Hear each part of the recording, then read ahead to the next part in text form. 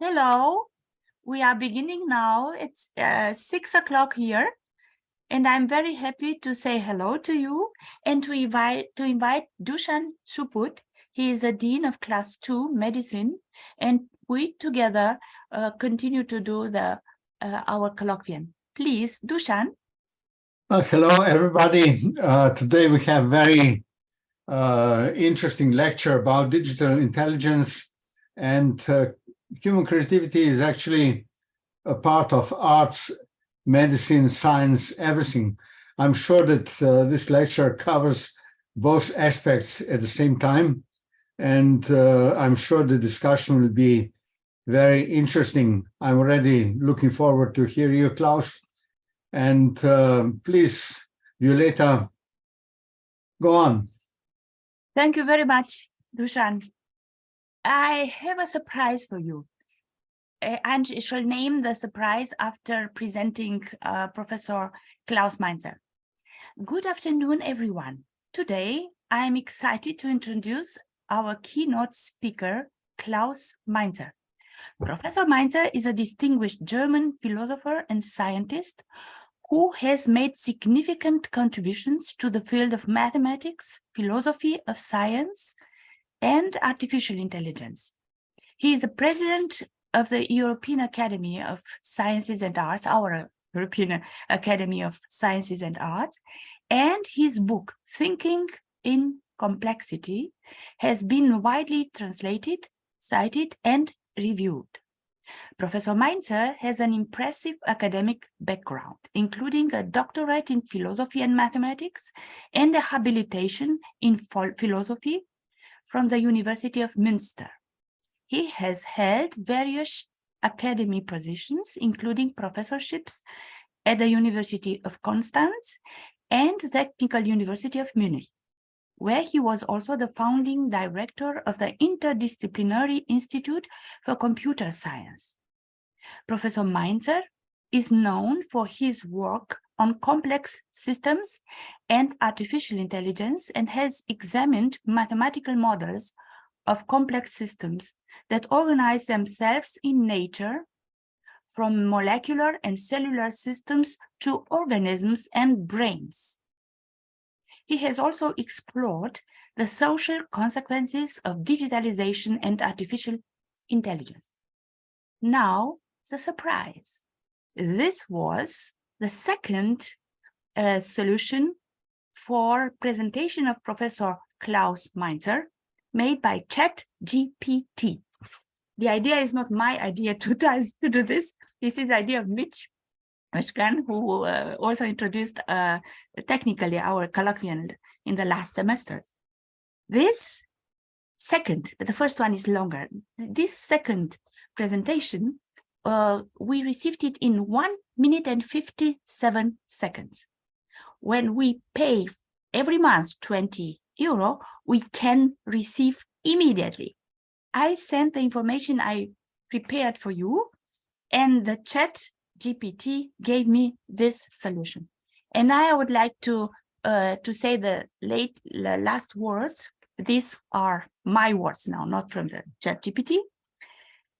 Worth mentioning is the invitation to the lecture of the Professor Klaus Mainzer on artificial intelligence and European policy at the European University Institute in Florence on 22 of May last year. And just yesterday, Professor Mainzer received the news that his very important research project, which has been approved at the DAS TUM. This is Institute for Advanced Studies, IAS. This is a scientific institution of the Technical University of Munich on quantum logic and quantum computing, together with Italian logicians. For example, Maria Luisa Dalla Chiara. She will also present her lecture in the future in our session, and his former chair of the TUM. I'm very happy and honored to invite our president for his lecture. Thank you very much. Thank you very much for this wonderful introduction by Violeta and the ChatGPT. And the topic of my talks this evening is digital intelligence, challenge for human creativity. And actually, you mentioned it already, and the chat board mentioned it. That is on the background on academically lifelong engagement in the topic of AI, and it is documented here in these books, and I will not go here in the details. Since the 90s of the last century, and some of these books were even translated in foreign languages. For example, the book on artificial intelligence by the Springer Company last year in Chinese.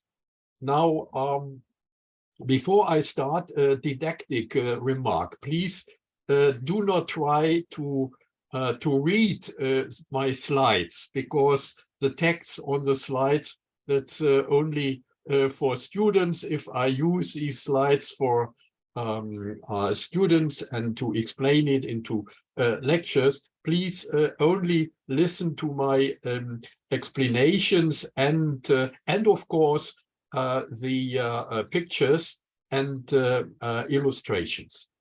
Now, at first, with respect to the context of this talk, namely in the framework of the lecture series, Science Meets Arts, Arts Meets Science, and now Arts Meets Medicine, I will start with a broad historical introduction in order to demonstrate that these ideas are deeply rooted in the history of thinking, in cultural studies, and the history of technology and science. And then at first, I will consider the foundations and limitations of classical AI. How far can we go, or could we go? And before I start to consider the current AI, the running AI, including the chatbot GPT, let us consider what we know about natural intelligence and human creativity in cognitive science, in psychology, in brain research. So let us start with the historical introduction, roots of AI and creativity.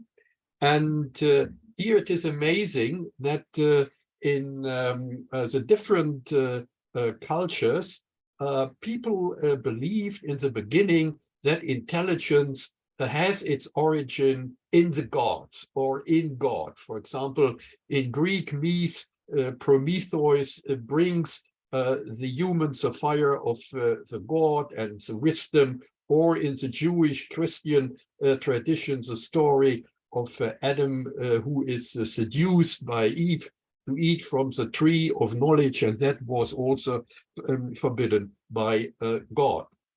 Concerning technology, it's amazing that there are similar developments in the Eastern and in the Western world.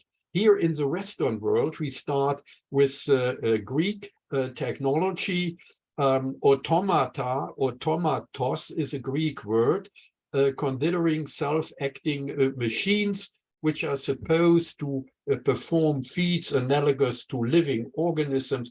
For example, here an automatic Bacchus dispenser and an automatic door opener in that time, on the background of the kinematics of that time. And in the Middle Ages, a Spanish monk, Raimundus Lullus, came up with the idea to automate human knowledge processing. And that is illustrated here on the left.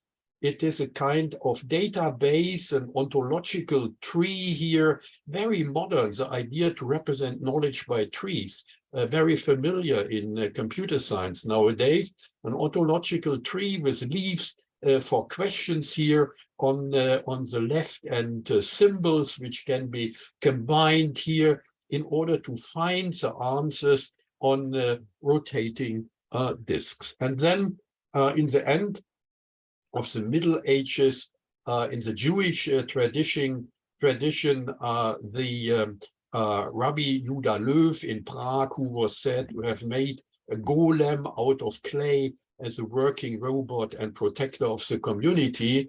And here it is also amazing to consider the first ideas on software, here referring to the Kabbalistic book Sefer Yeshirah, a Jewish book considering the creation of the world. And then, of course, in the end of the Middle Ages and the beginning of modern times, in Renaissance, the ingenious artist and engineer Leonardo da Vinci, who was fascinated by automatic moving machines, automobiles that moved itself. And here is a copy of his invention that moves itself due to the force of tension springs transmitted via gears here to a chassis. And from a scientific point of view, in the beginning of modern time, the great French scientist, philosopher, mathematician, and even physician, René Descartes. And Descartes was the first, by the way, who tried to explain the human body as a machine controlled by the brain. But there was a problem in Descartes' approach, because he strictly distinguished the material body, which can be explained, that was his assumption, completely by physics of his time, namely mechanics, and the immaterial soul, the immaterial mind. And so the problem was for him, how can this kind of interaction be realized between an immaterial mind and material body?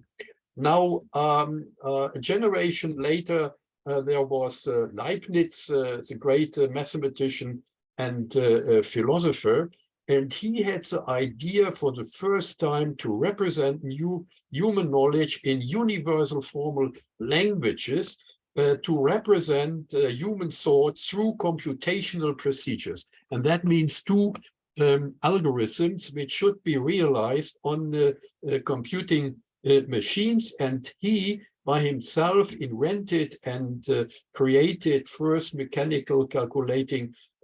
calculating machine here on the left, the decimal for species calculating machine. But he also considered, and that is very amazing, the idea to simplify the number system only to do 2 digits, namely 0 and 1. And he had even ideas, and on the right there are reconstruction for these machines to realize this dual system by mechanical machines, because he was convinced that God created the world from dual numbers. Everything, he said, 1 represented by 1 and nothing represented by 0.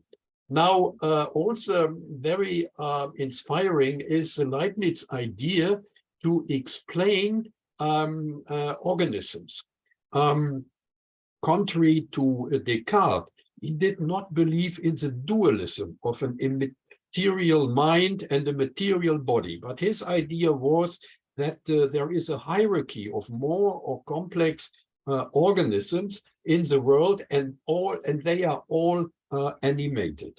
And technically, in the midst of the 18th century, the engineers in the Rococo time, for example, here Jacques-Droz, a French engineer, tried to build so-called androids based on the watchmaking technology in that time. And from a scientific point of view, we are now in the time of enlightenment. That means people do no longer believe in the religious convictions of the Middle Ages. For example, here's a French physician, Lamétrie. He proclaimed the slogan, l'homme machine.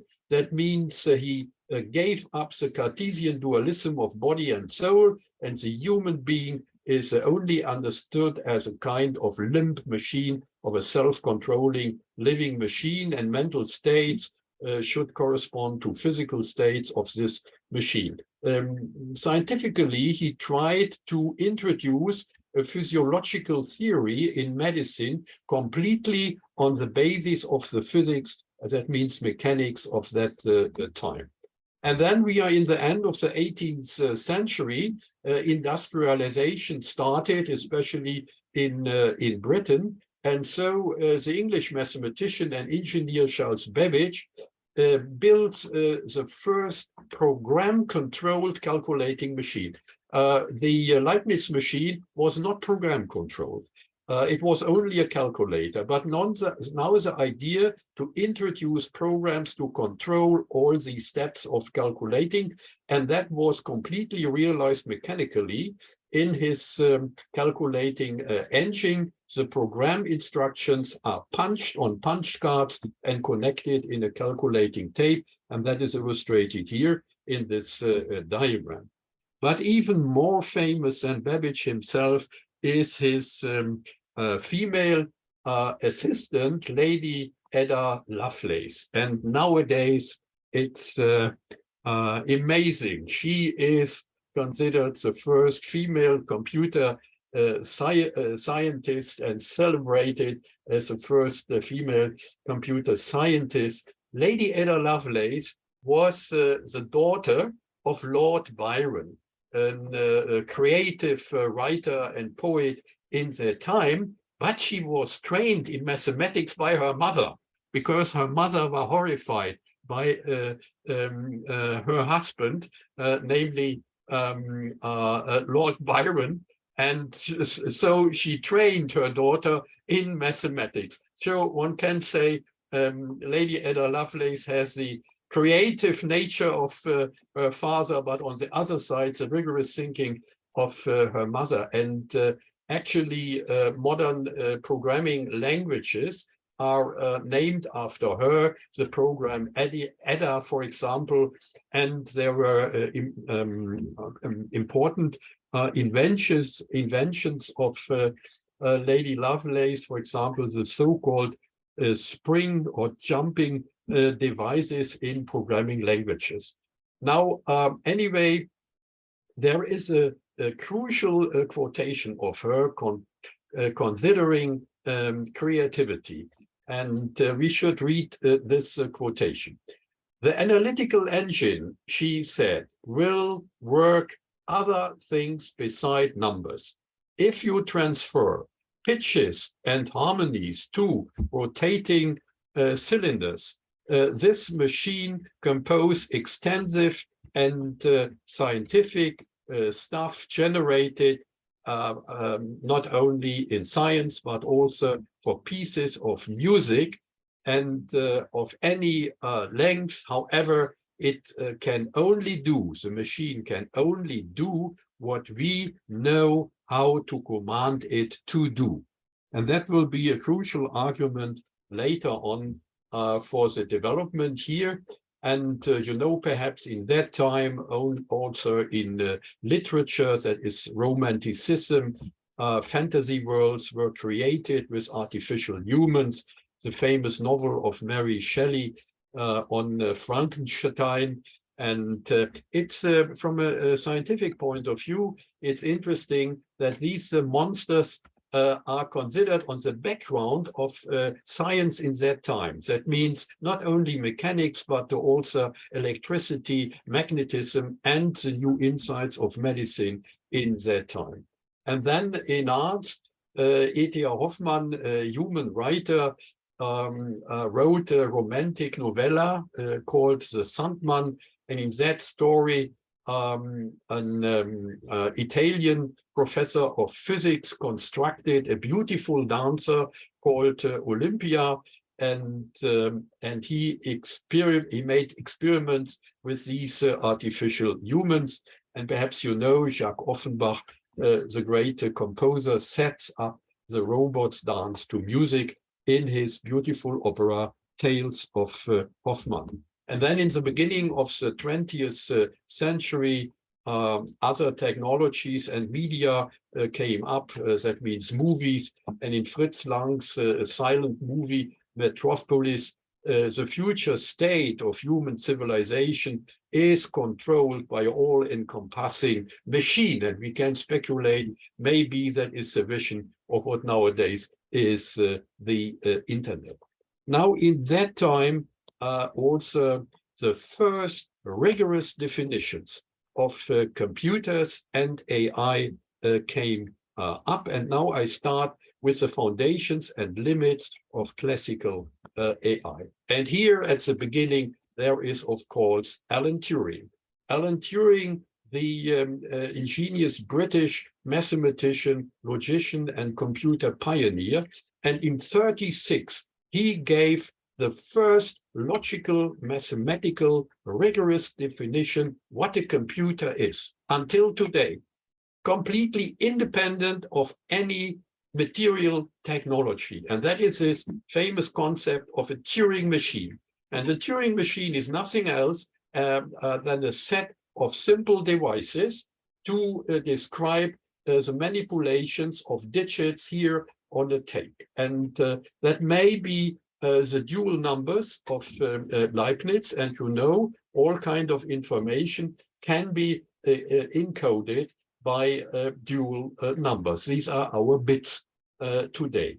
And later on, it turned out that all kinds of algorithms are equivalent, mathematically equivalent in a rigorous sense with the Turing machine.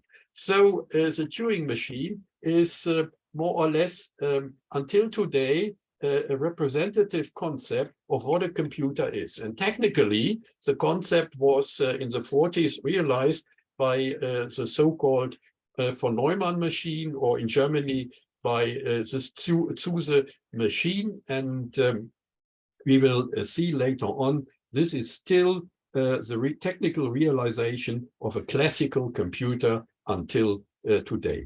And the other main point for this lecture is, of course, artificial intelligence. And here in the beginning is also Alan Turing with this definition in 1950 of the so-called Turing test. And that means that a system should be called intelligent. It is a kind of simulation game. A system should be called intelligent if it cannot be distinguished in its consequences and responses from a human, by a human interrogator who is hidden behind the wall and communicating with both the human and the system.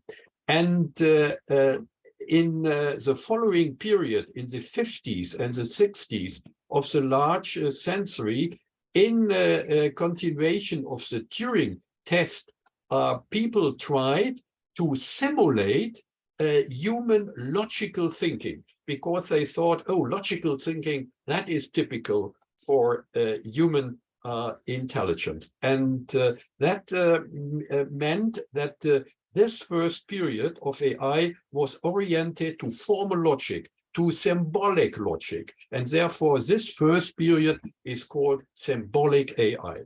But in the end of the 70s, the restrictions of this approach became obvious, and one tried to be more brain-oriented. And that is the beginning of modern AI, with the neural networks and machine learning. And I will come back to that later on, even to the combination of both approaches. Now, at first, let us consider how far can we go with classical symbolic AI.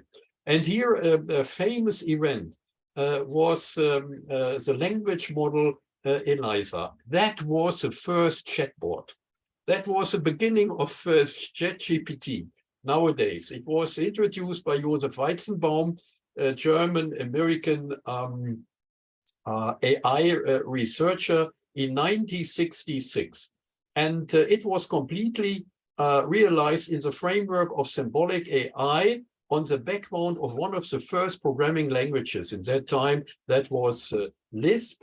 And here is a typewriter of that time, and that is Joseph Weizenbaum as a young man.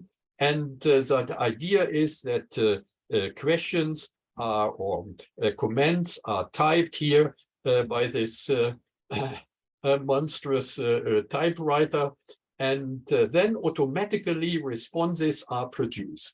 And here is a dialogue. The idea is that the machine is simulating a psychotherapist or a psychologist, and the users are, so to say, patients, and therefore P, the patient, said, for example, men are all alike, and then EASA, the psychotherapist, in what way? And the patient, they are always bugging us about something or other. Can you think of a specific example? Well, my boyfriend made me come here. Your boyfriend made you come here. Yes, I'm very sad. You are very sad, and so on and so on.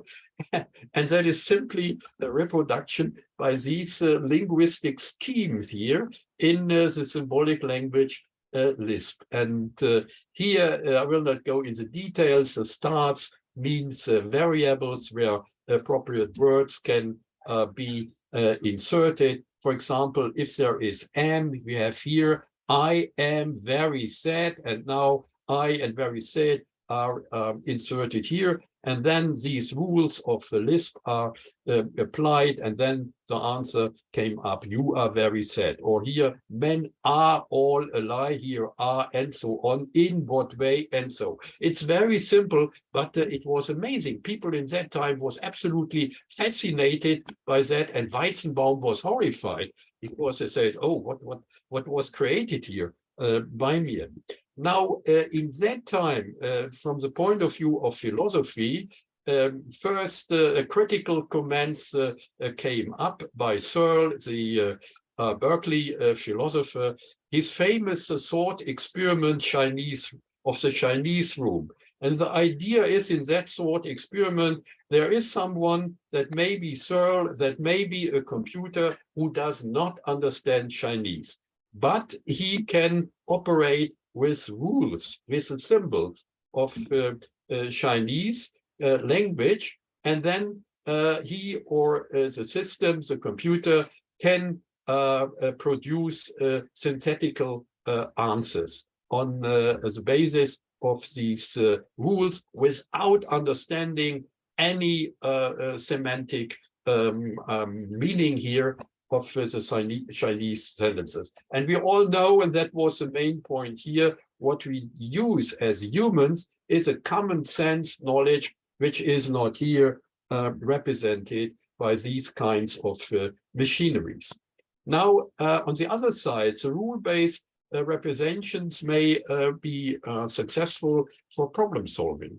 That means that problem-solving strategies can symbolically represented by if-then rules in the sense of logic. If A, then B. For example, here in medicine, if a patient has a heart attack, then the patient has cardiac enzymes in his blood, or in a planning context. If traffic light is red, then traffic should stop. And things like that. Rules can be linked by forward changing or backward changing in order to produce strategies of problem solving. And this was the strategy of the so-called expert systems, which was applied in that time in several disciplines. I was also engaged in the end of the 80s in these attempts. For example, here in different disciplines, expert systems were designed here with famous names of scientists in chemistry or in physical disciplines. And there was a kind of general problem solver who was called Kekada.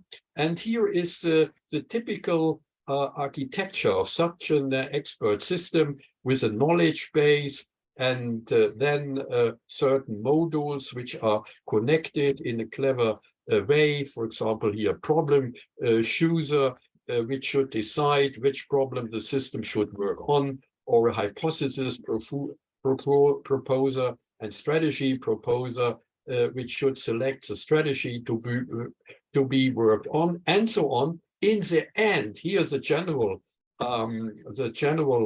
problem solver is a nice reconstruction, rule-based of the heuristics of problem solving in science, but actually no new invention was realized by these kind of approaches. And that is an important point. But here, considering arts, in 2007, a rule-based approach came up in music. It was called Ludwig. It is a C++ program. C++ is a formal language, a computer language. And roughly speaking, it consists of two kinds of algorithms. A composition algorithm generating compositions of 2 nodes from the first node, and then 3 nodes from it, and so on, here represented in a bifurcation tree. And then a second algorithm is applied, the so-called sound algorithm. And that is amazing. In this sound algorithm, in a rule-based way, the knowledge of harmony theory of Beethoven was realized, namely based on Hugo Riemann's Beethoven analysis from the beginning of the last century. And then more or less Beethoven-like melodies, more or less complex. Some of them were really bad, but actually there were some interesting results of this program, completely rule-based. Now, my last example here in that period of symbolic AI was is related to 2014 to Watson. And Watson, that was an interesting platform which was introduced by IBM in that time. And that was for the first time a linguistic search machine. It realized with the computer technology of that time, which was already highly developed with a great database, it realized a system which could defeat human competitors in a competition concerning answers and questions. The system was even better here in American TV to give answers. Interesting here, you can see it here in this diagram. In this system, all kind of approaches, expert systems, but also for the first time, dual networks were applied. And so that is on the borderline from classical to modern AI, machine learning. And before I now start with the current modern AI, let us consider what do we know in the cognitive sciences, perhaps in medicine, brain research about human or natural intelligence and creativity. And I think here a main point is in physiology that information processing in the human organism cannot be reduced to digital information processing. Because in the beginning, there are sensory stimuli of human organs, and that means analog signals.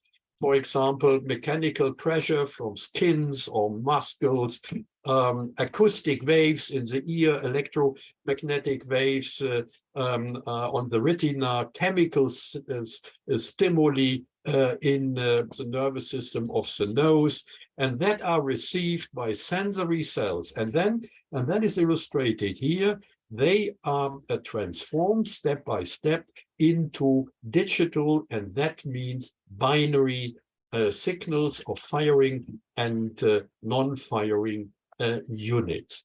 And then these kind of codes are sent through the whole system of the central nervous system in the human bodies, from a simple building blocks, neuron synapses, up to more complex networks, up to the whole CNS, and then in the end to the brain.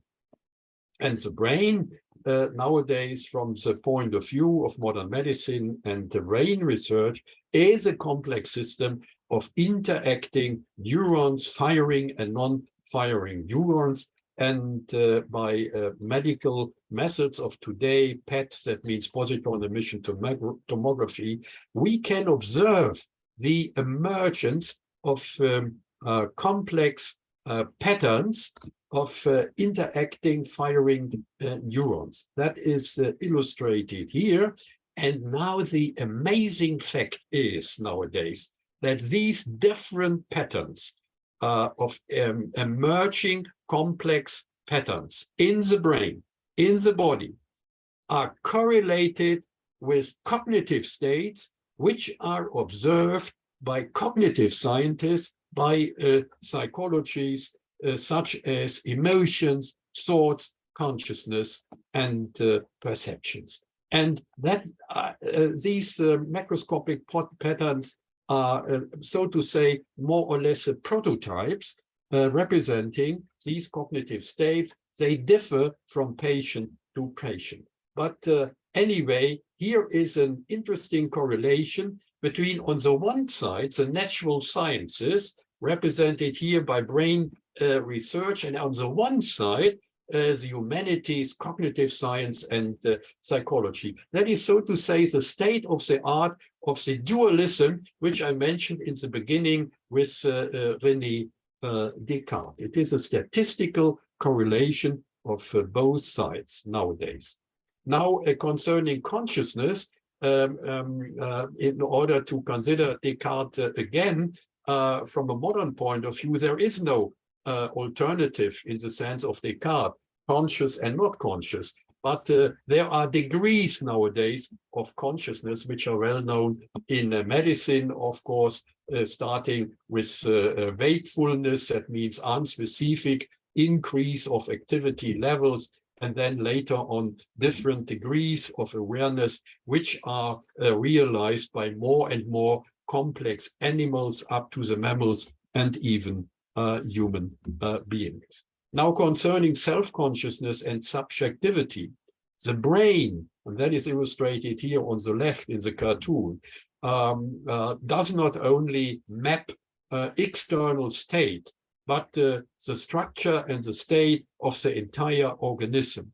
And especially it maps inner internal emotional states. So through this self-awareness of the human mind, which can be located in different areas of the human brain, self-consciousness emerges. And the state of self-consciousness can itself be the subject of self-reflection. That is a typical ability of human beings. So in the end, concerning creativity, it is not true what is sometimes told in the context of the IQ approach. Human creativity cannot be restricted to combinatorial abilities, or it cannot only restricted to logical thinking. That was ideas in the 50s and the 60s, which are mentioned in the beginning, but also to linguistic abilities, for example, poets or journalists, and to musical abilities.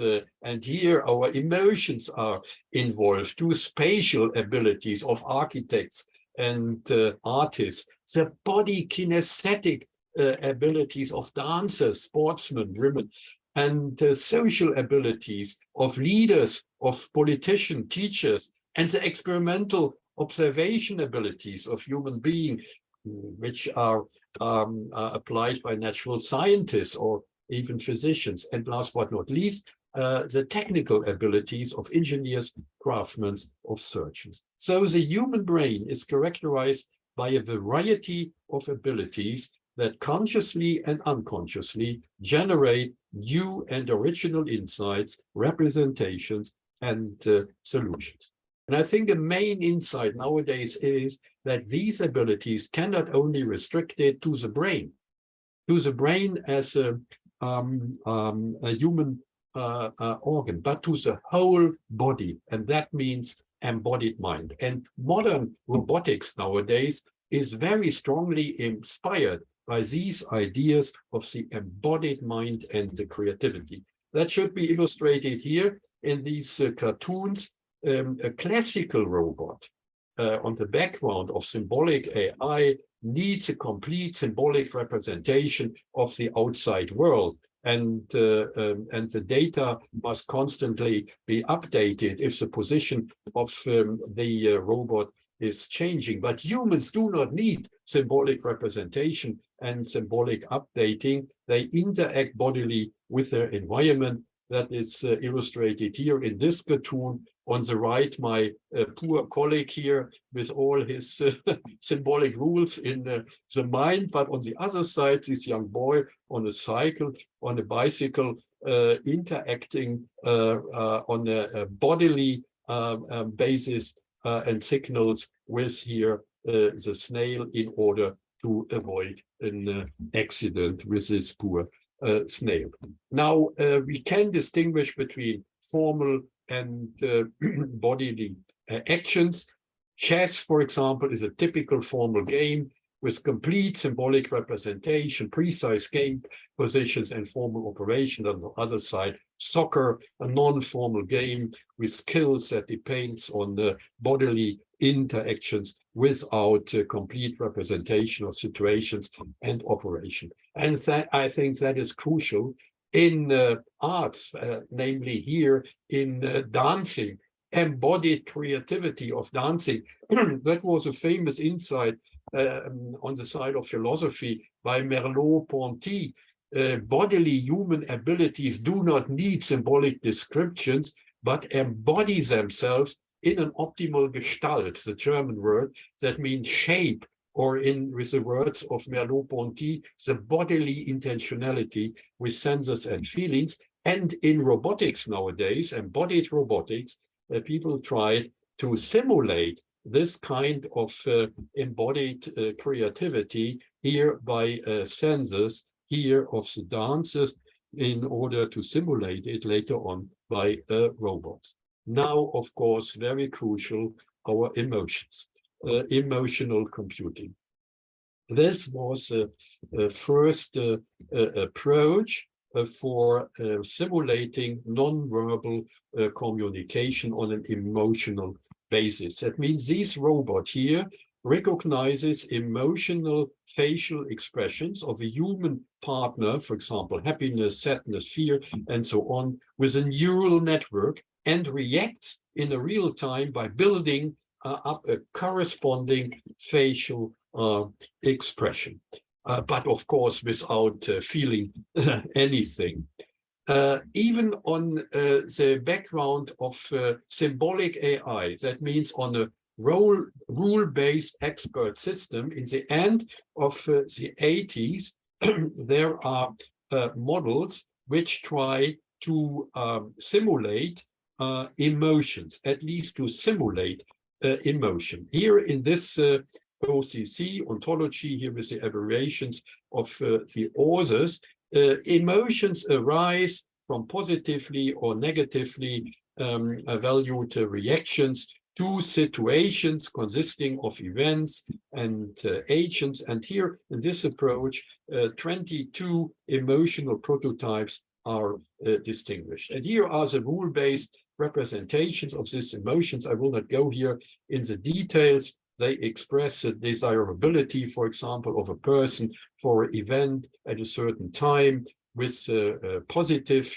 value for positive expectation of that event, and for with a negative value for negative expectation of that event. And there are terms expressing the intensity of these emotions, or the potentiality for generation of the state here of the state of joy, for example. And here are rules for an emotional potential depending on the cognitive state, the typical if-then rules in a rule-based approach, or the activation rule of an emotion depending on a certain threshold value.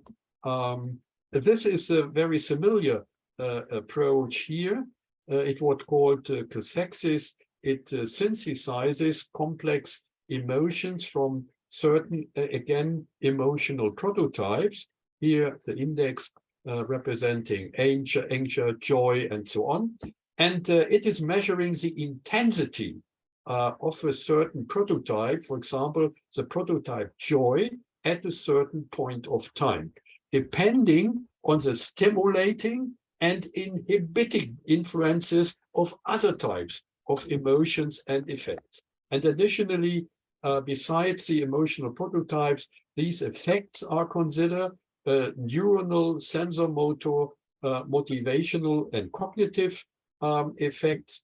And then you get a kind, very strange, a kind of equation of emotions, measuring the intensity here of the prototype of joy at a certain time, depending on the intensity, for example, of joy at an earlier point of time, t-1, depending on certain control functions and for the degrees of emotional intensity. And then additionally, one must consider here the sum of all values of prototypes. Here, for example, joy conditioned by the mentioned effects, and summing up all the stimulating and inhibiting influences of this prototype joy on depending on the influence of all the other prototypes. That more or less is the idea here of this emotion. And actually, what was done in robotics, robots were equipped with action modules of these robots that trigger actions and reaction when certain threshold values are exceeded. That means, of course, these robots had actually no feelings, but again, the idea of Turing simulating emotional behavior of young children. And of course, robots with feelings and robots with empathy, for example, that is until today a stuff of science fiction. Actually, the robots today are equipped with schematized emotional effects, as I described it before. And here are these nice ideas in science fiction. For example, here Spielberg's famous science fiction film AI from 2001, where the robot boy David is protected by his elder robot friend, and the robot friend has empathy in the movie. Now let us come to my last part, namely the foundations and limitations of machine learning. That means AI today.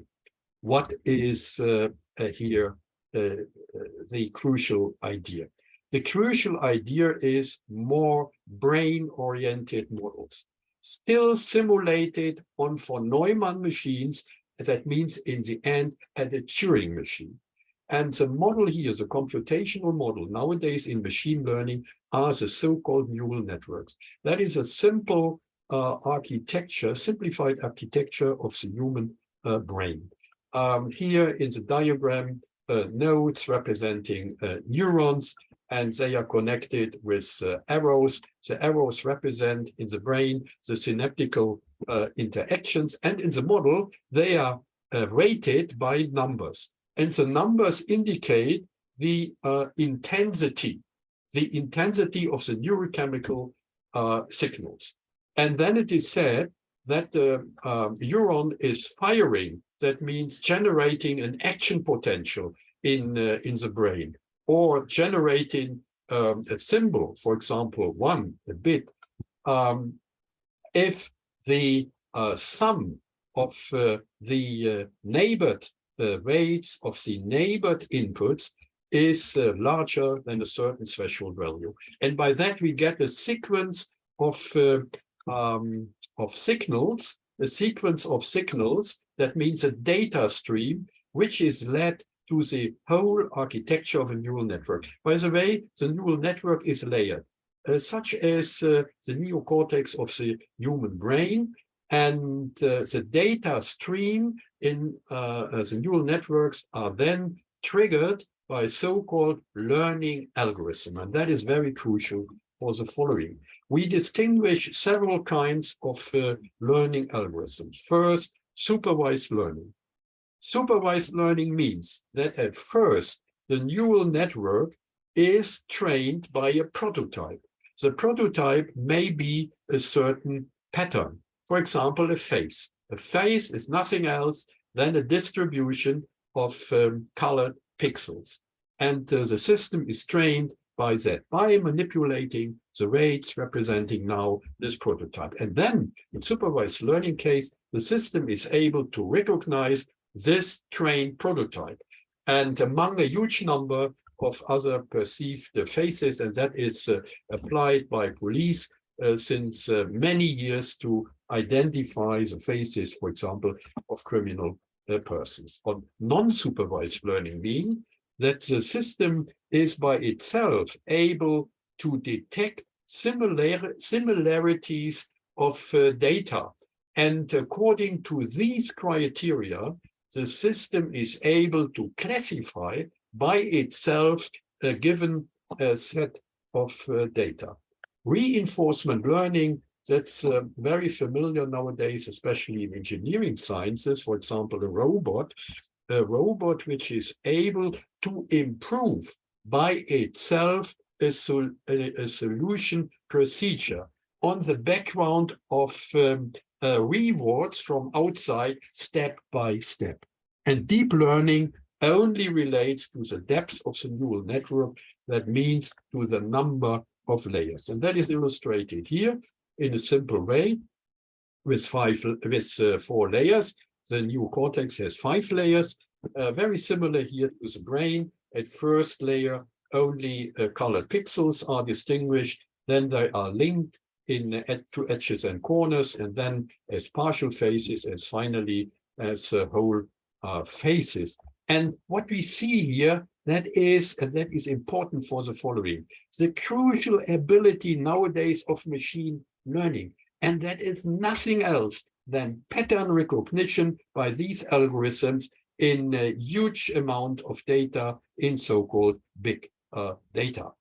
And it is amazing that concerning arts, in the end of the 19th century, in French Impressionism, the painters were already considering these activities in the brain. Here's a so-called pointillism by George Seurat. That means the picture is dissolved here, the impression, in colored pixels. But then the brain has to recognize shape. That means the distribution here, statistical distribution of colored pixels as shape here in the picture. And now creativity in science. Perhaps you remember in 2008, there was an announcement in CERN, the research center in Switzerland. The Higgs particle is detected not by a human physicist, but by artificial intelligence. What is the background?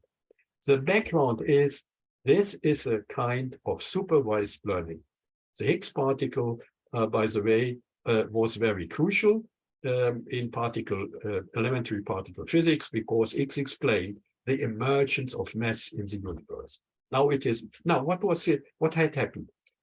At first, and that means supervised learning, there was a human physicist, namely Higgs.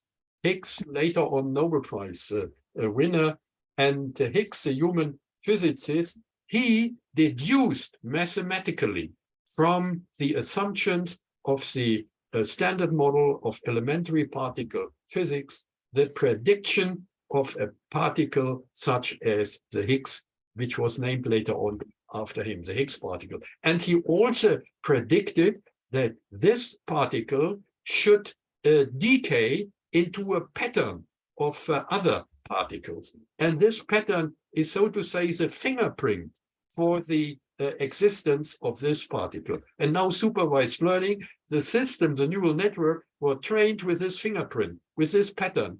And then it could detect this pattern among a huge number of data, which is illustrated here.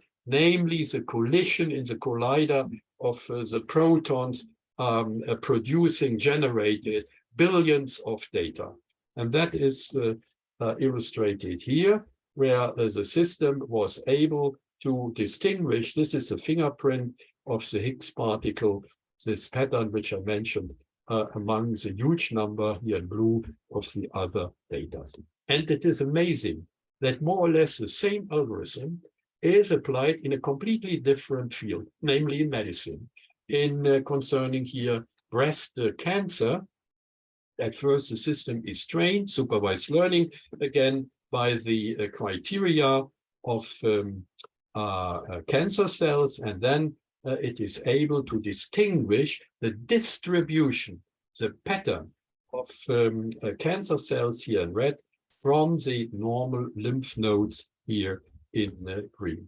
And then in 2018, Google came up with AlphaFold. That was a multi-layered neural network, which was able to also here in biochemistry, protein sequences. You know, these are the building blocks of life, and proteins are built up from sequences of amino acids. These are represented here by letters. And then the system, the network, very carefully analyzed these distribution of the amino acids and could detect on a very early stage malformation of structures which may be the cause of severe diseases such as cancer tumors. And now in a crucial application in industry, namely autonomous car driving.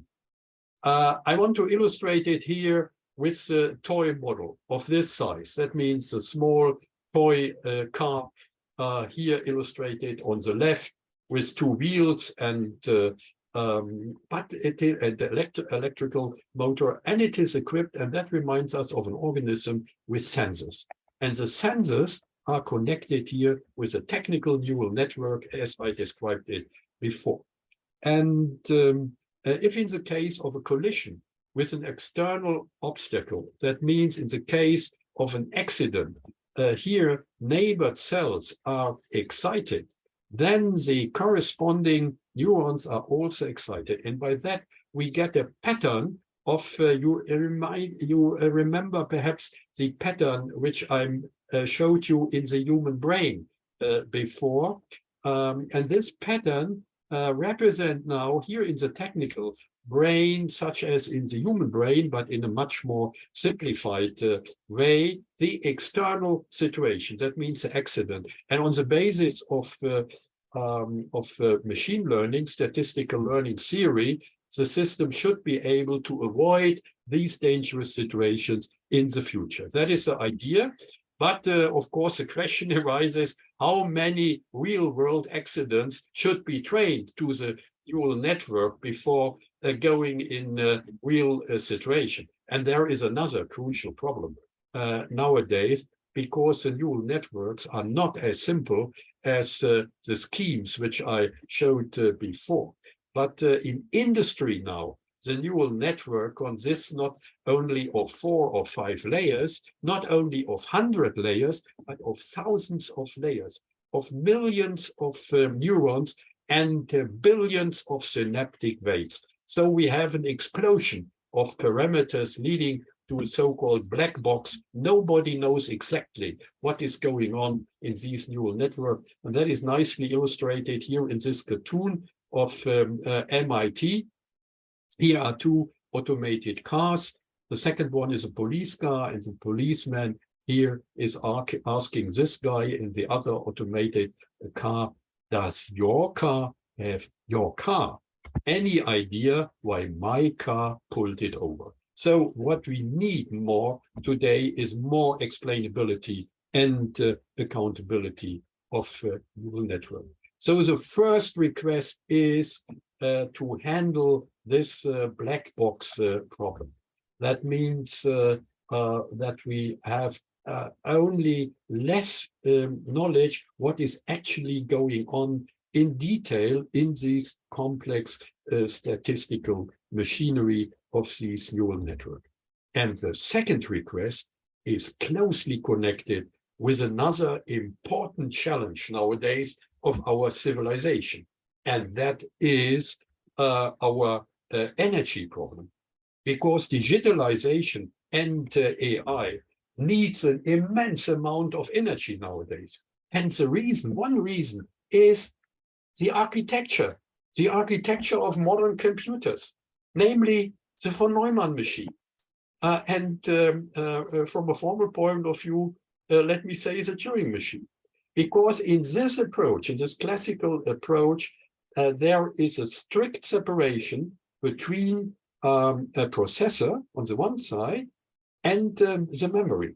And that is fine from a logical point of view. But actually in practice, every bit must be stored. And that leads to an immense exchange of bits between the two units, namely the memory and the processor. And that with increasing amount of data, big data. So this Neumann machine, machine is running into a bottleneck. All this data must be pressed between these two units, and that needs not only much time, but a lot of energy nowadays in our supercomputers. And on the other side, the brain amazingly energetically effective. Only 20 watts. With 20 watts, all these creative inventions, which I mentioned before, are and were realized. And one reason is a completely different architecture. In the human brain, we have no strict separation of memory and processor. These two functions are integrated in a synapse. And there is not only one synapse, but there are billions of synapses in the human brain. So there is no bottleneck, but the distribution of data information. And so, of course, nowadays, the idea comes up to build brain-oriented architectures, not only in models and then simulated on von Neumann machines and Turing machines, but to build them actually, technically. And that is so-called approach of neuromorphic systems. And I'm also engaged here. I'm a member of an advisory board of the German Ministry of Research and Education, and in the research clusters. And they try nowadays not to realize these neuromorphic systems with living tissues, like in the human brain, but with well-established materials such as silicon. But realizing here these kinds of architectures. And there is a second approach where I'm engaged in, which I like to mention here very shortly, namely the quantum computer. I cannot go here with respect to time in the details, but the main idea here in quantum computing is the following. There is no alternative bits, such as in the tradition of Leibniz, between 0 and 1. But there is a combination of all the degrees and scales between 0 and 1. That means the more probability to be 0, and with the rest probability to be in the state of 1, and vice versa. And so there is a scaling, and which is packed in a single unit of state, and that is the so-called quantum bit. And the quantum bit opens a new kind of computing processing. That means it is no longer necessary to elaborate step by step all bits one after another, but to pack all these bits in one state. That's a so-called superposition state, and then you can apply the rules of computing to the whole package of all these involved bits. and that leads to an immense acceleration of computing. And by that, if the quantum computer is realized, then it is proved to realize and to solve problems which practically nowadays with a classical or Neumann computer cannot be realized. Now, the idea is now to combine the neurocomputing approach, the neuromorphic systems with quantum computing. That means to replace the neurons by photonic units, and the signal is no longer neurochemical like in the human brain or on an electronic basis in the neural network on classical basis on classical electrotechnology, but to realize them by photons which are sent between this photonic neurons. And I consider that in the book on the quantum computer, from the quantum world to artificial intelligence, but of course that is under construction nowadays, and that maybe is the future. But let me at least concerning this insight mention here a famous colleague, namely Roger Penrose in UK, the famous British mathematician, who in the end of the 60s already came up with the idea that information processing in the brain should be explained by the laws of quantum mechanics. And he was heavily criticized by the neurobiologists, and in that time and even nowadays, because the quantum states need an immense technical equipment to be realized. That means you need, for example, in some cases, very deep temperatures, which cannot be realized in the brain. And then these quantum states are very sensible to local perturbations, and that cannot be, that is the argument, in a warm organ like the brain. But anyway, I was invited to Britain in the end of the last year and in March. And then my argument was, these ideas of Penrose are fine, but they cannot perhaps explain the human brain, but they could be applied to this neuromorphic quantum computing system, which I mentioned before. But that is the future. Let us come, and that is my last example here, to a running example, which is very exciting to many people nowadays, and that is the ChatGPT. Personally, I must confess, I'm not very much impressed and surprised by this approach, because the ChatGPT is nothing else than standard machine learning, but with a huge amount of data and with very powerful algorithm. And you all know that since November last year, the ChatGPT writes and debugs computer programs, composes fairy tales, student essays, answers test questions, writes texts and in literature, song lyrics, and so on. Now, what is the basis of that? Let us have a short look to, let us climb into the machinery room of this chatbot. And then we find some, or two well-known algorithms, which I explained before. And first, that is supervised learning.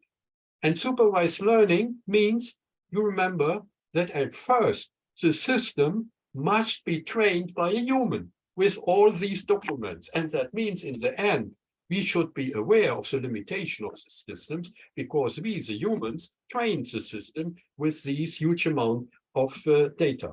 And the second algorithm, which is applied here, is reinforcement learning.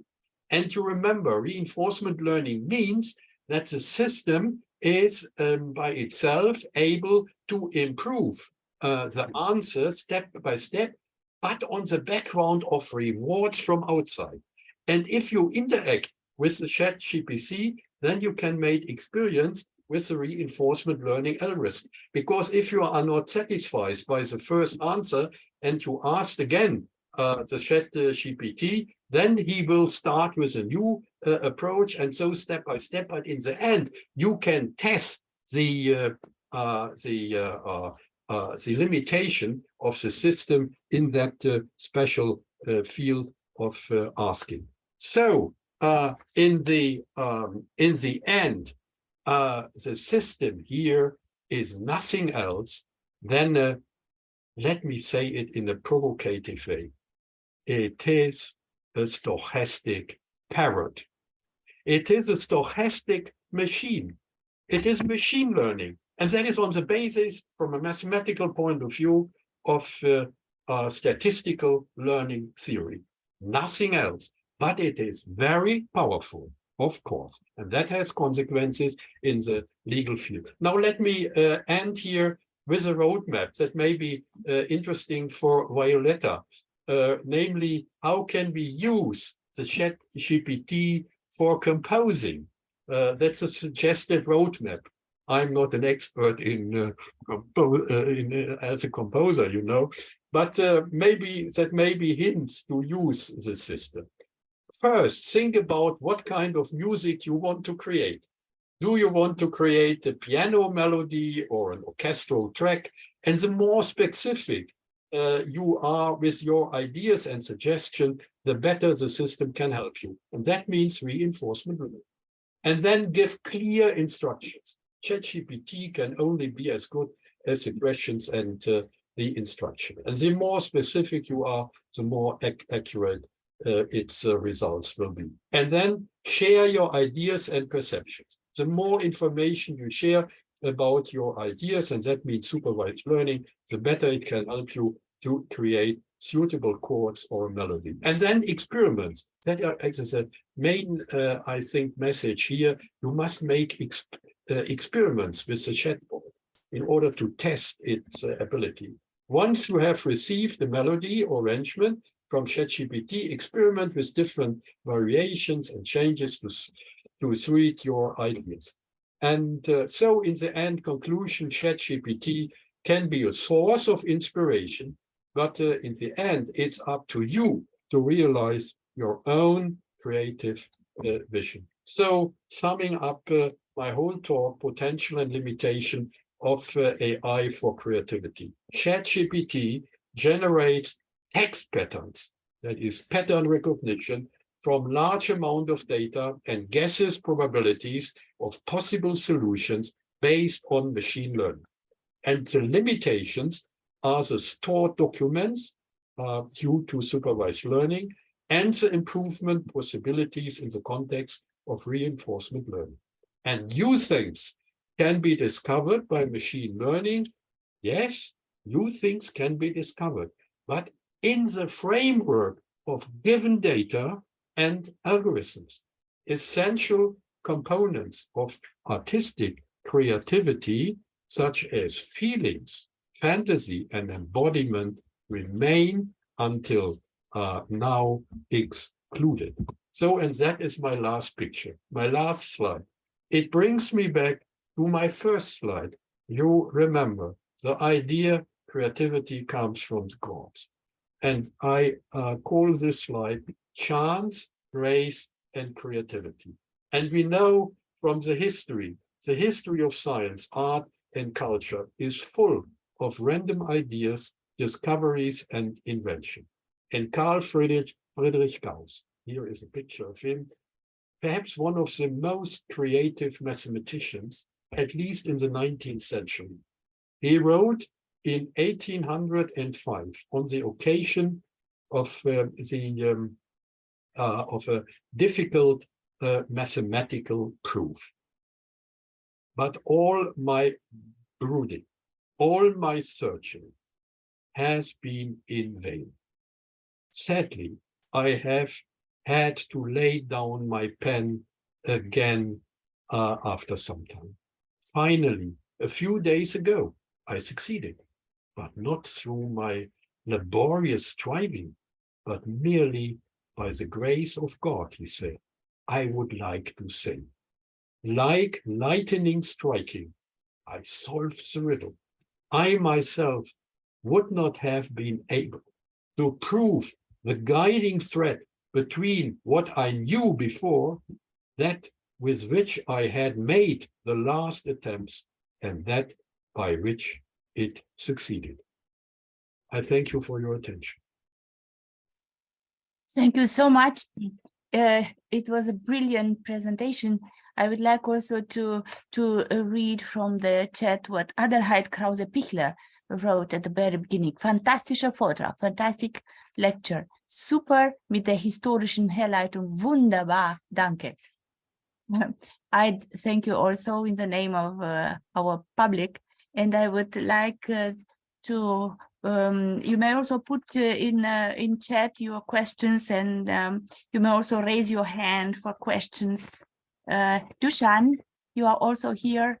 You may also please come. Yes, no, it was really a fantastic lecture. I enjoyed it from the first second, and especially it's quite fascinating looking at the history and the latest development. Just to say, let's say the car with senses, saying that nothing is in the brain without being first in senses. It's actually the same with the robots. If they want to learn something, to do something, they need sensors. Then the other thing is quite interesting. Lametrie, who said that we have no free will. It's also been shown by so-called Bereit potential later on with MRI that all we can do is not to think what we want to think, but to say no. That's all we can do, how to guide our thoughts. Now, when we come to algorithms, especially in medicine, I think it can be very helpful, but also very dangerous. You know, people are very, very different. And in most cases, algorithms will help. Nowadays, there's more and more complaints or even suing medical doctors, and they will rely on machine algorithms to be safe. No, nobody will say you did not follow the algorithm. And maybe common sense can be excluded by that. Klaus, you mentioned the problems with artificial intelligence, but the society is maybe not accepting this thought. People are lazy. They like to rely on somebody or something that will tell them what is right or wrong, just to give up the responsibility. So that's my concern about artificial intelligence, and maybe some other aspects too.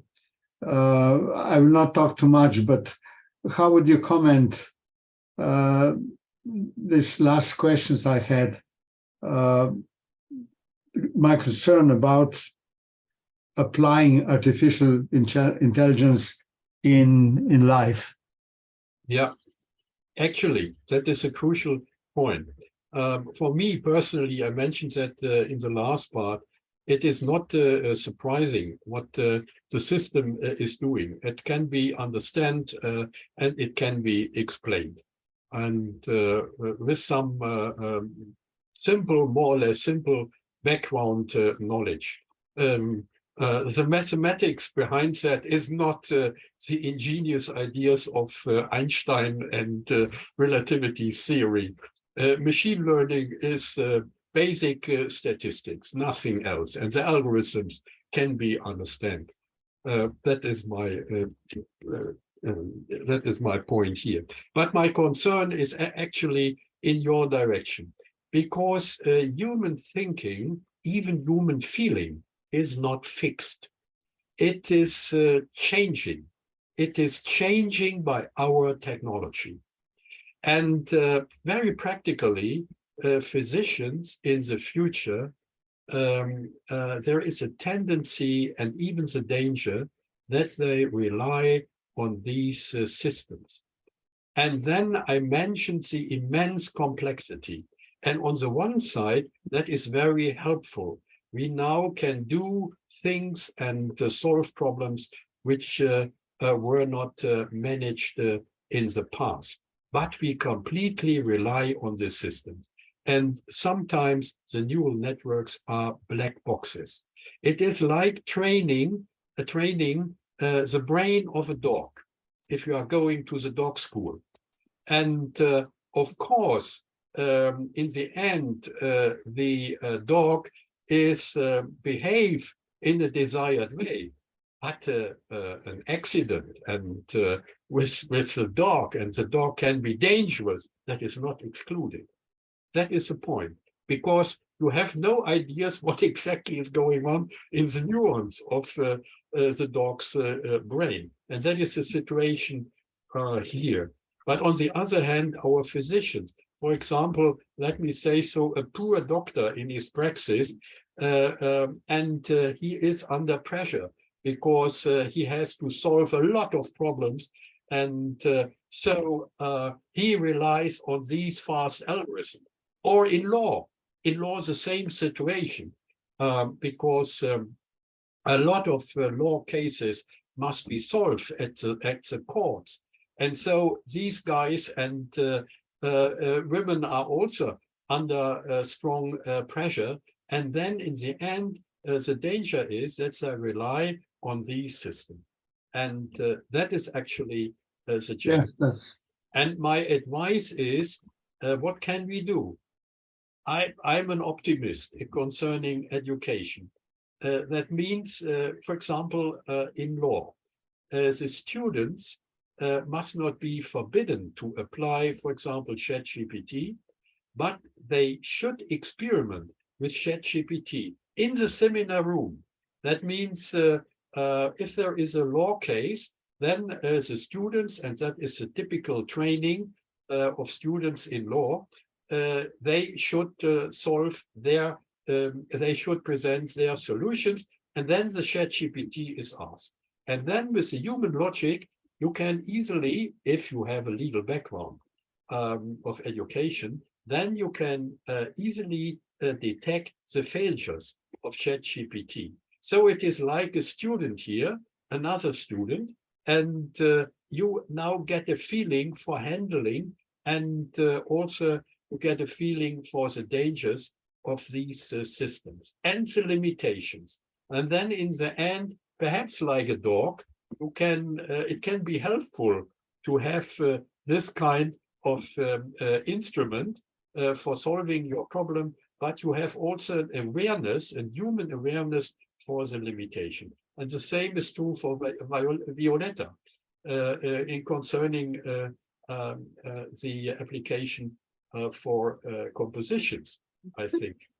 They should make experiments with that in order to get a feeling for the limitation. It's like driving a car. You know, we all get a document before we are allowed to drive a car. Perhaps we need something like that for the application of these AI systems. Yeah, but in a way, this reminds me, you know, there's a problem with our planet, and people are thinking where to go, you know, to change, how to change Mars to be livable instead of keeping Earth livable. And now we are developing something instead of humans, almost instead of humans. So what is the point actually if we come to the point where we will have robots that will have feelings, that will have everything that we have? I really, I don't understand what would be the point of that. Yeah, that's interesting for my own history. I mentioned in the beginning Joseph Weizenbaum. And when I came to the Technical University of Munich, Joseph Weizenbaum, who was already an old scholar, that was 2 months before his death, I invited him to Munich, to my seminar, Technical University.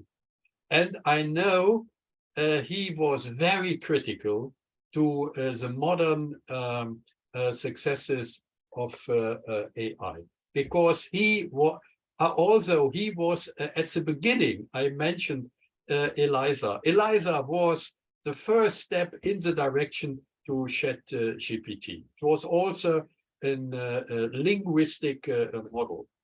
And nowadays we have these more big data approaches, which are technical possible.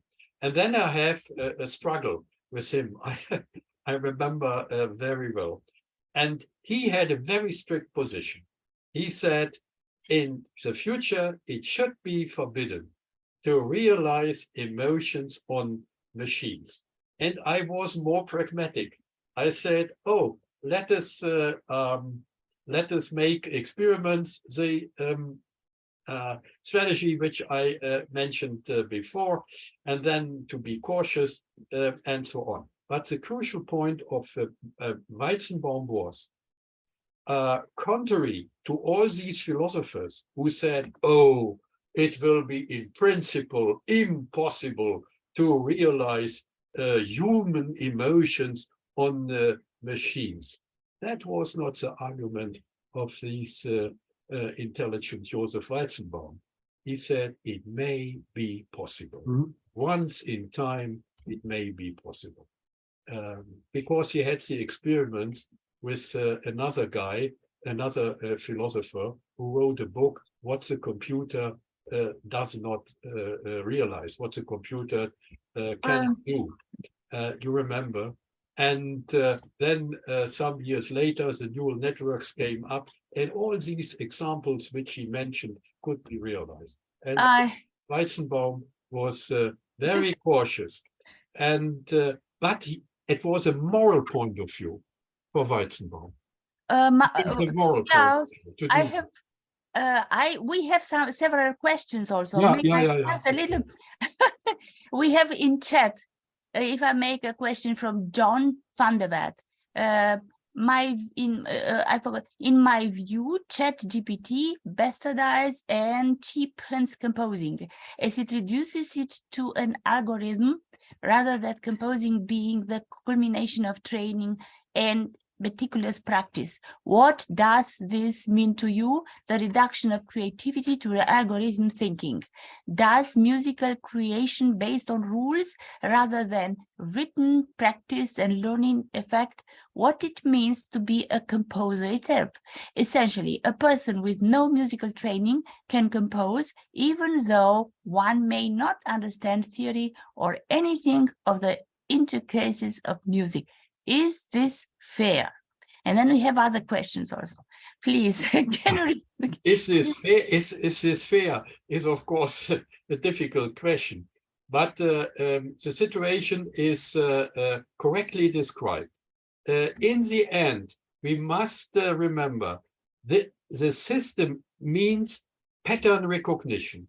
That means pattern from trained documents. And then in a very clever way, of course, it is possible to combine these different documents. Let me illustrate it with a simple example.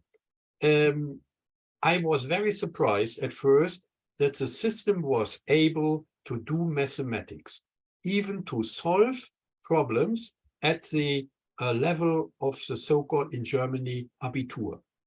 And I thought, how is that possible? Pattern recognition.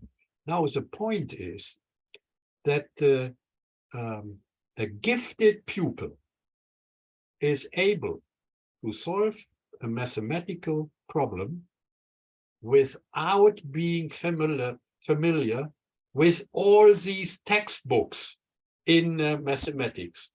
But the system is trained with an immense number of textbooks. And then it is searching in a very fast way for patterns which are similar to this task and problem. And then it is recombining these texts. The system does not know what the prime number is, and it cannot calculate, and it cannot deduce in a logical way. But it is mixing patterns but in a very, very clever way. That is the miracle behind these solutions in some cases of mathematics. But it is possible. But it's completely different to human thinking. And I think the example here with this more or less gifted pupil is demonstrating that. He has not, or she has not, the background of this system. And that can be applied to music too.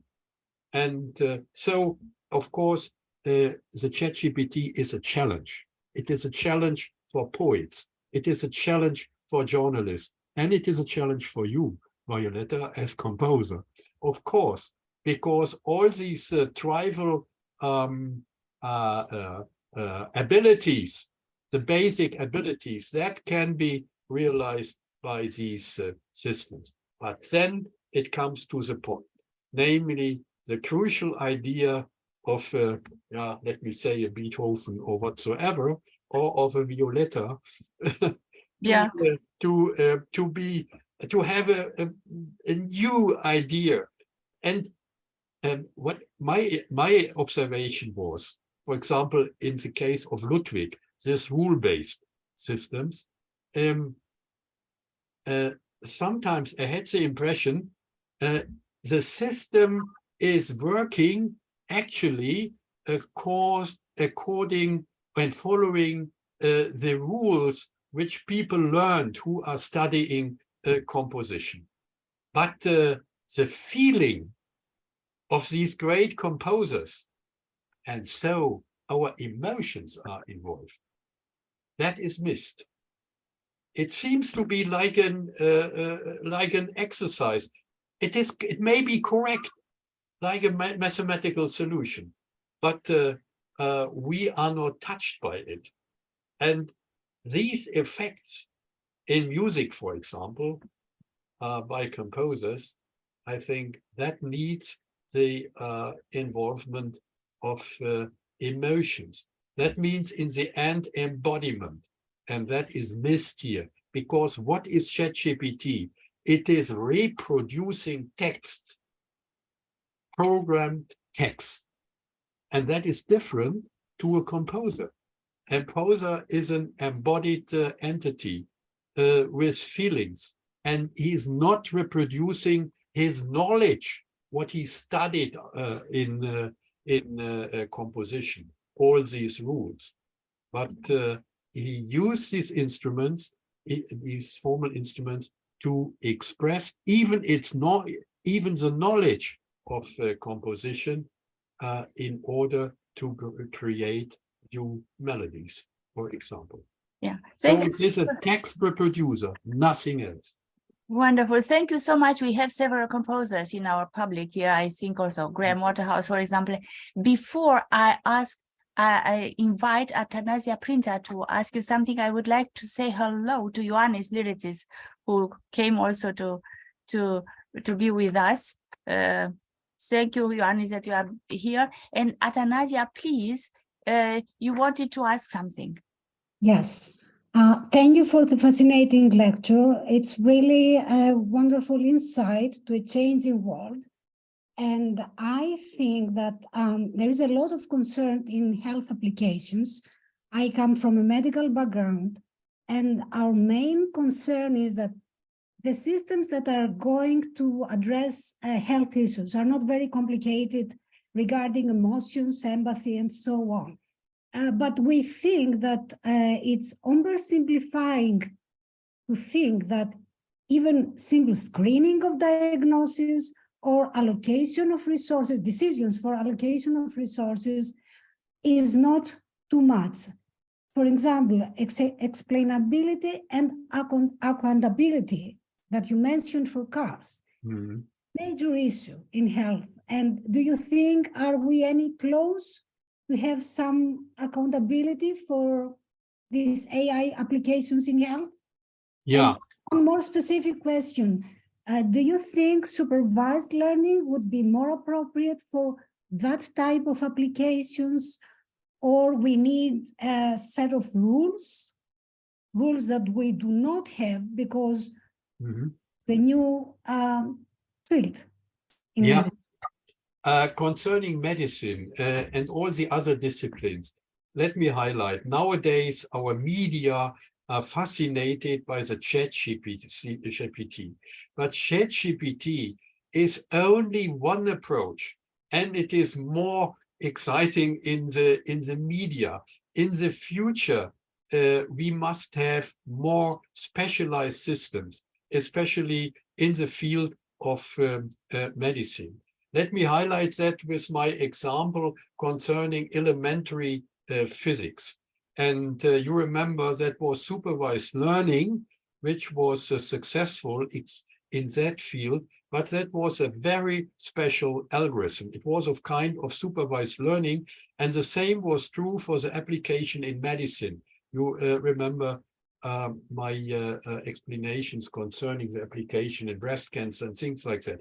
These are very specialized systems, and that will be the future in the different fields of in the different fields of science. The ChatGPT is more or less a general tool for pattern recognition, which is amazing in the media, and there it can also be dangerous, and that's all true. But concerning science, and you were concerned with applications to medicine, we will see in the future more and more specialized systems for application here. And that will be true in all other fields of science. And there we will have amazing developments. That is my prediction. That means we will have, for example, the quantum computing applications for solving problems, not only in elementary physics, but also in biochemistry and in astrophysics, things like that, which nowadays will not be possible because of the huge challenge of computability. And that will be done by these specialized approaches. So please do not only consider the ChatGPT, that is nice in the general public, but for science and especially in medicine, we will have in the future, and we have already, and people who are working in that field know that we have already highly specialized algorithms in that field. But in the end, they can be classified more or less in the way which I introduced here. The supervised learning system, I think that are still the most applied kind of algorithms in that field. In the beginning, there must be humans to train these neural networks with documents, and then the algorithms can work. Concerning non-supervised learning, I think there is actually a danger, because I said non-supervised learning means that the system is able to find its own criteria of classification of data. And that is a danger, because the data sets are more or less structuralized. And that may be not a bad intention to manipulate the data, but it may be by random whatsoever. But anyway, the data may lead us to criteria of classification which may be dangerous. You know that in the past, that classifications for predictions of prisoners for their future discriminates people, for example, Black people in the United States, because the data were more or less prepared in the past, or the data came from the past, and therefore they were more or less prepared consciously or unconsciously. And that is the data, of course, that is the danger, of course, in science too. we must not only consider the algorithms, but we must be very careful with the data which we use. Thank you so much. Before I invite Hedda Schmidtke, she is also working with artificial intelligence, to ask you something, I would like just to read from the chat. Denis August Circa. Thank you, Professor Mainzer. I attach an image upon this beautiful presentation. Is this image, winner of digital art contest held in Colorado, a product of deep learning? It was created by DALL-E 2, which has been challenging ChatGPT for art, special abilities, emotions, no rigidly ruled. Based situations are normally expected. Do you think these kinds of fantasy worlds can become transcendental in near future? Yeah, that is of course a speculation. Concerning emotions, I already explained my position. State of the art is that all our applications concerning emotions are still simulations. Not only the rule-based approaches in symbolic AI, but also with the neural networks. I mentioned a simplified model. And of course, it may be, I mentioned my discussion with Josef Weizenbaum, it may be possible in the future that we have perhaps a kind of software that we have great knowledge of what is going on physiologically in our emotional processes, not only in our mind, but also in our body. And on the basic, I mentioned neuromorphic systems. We are now considering for the first time, even in industry, for the first time, neuromorphic system.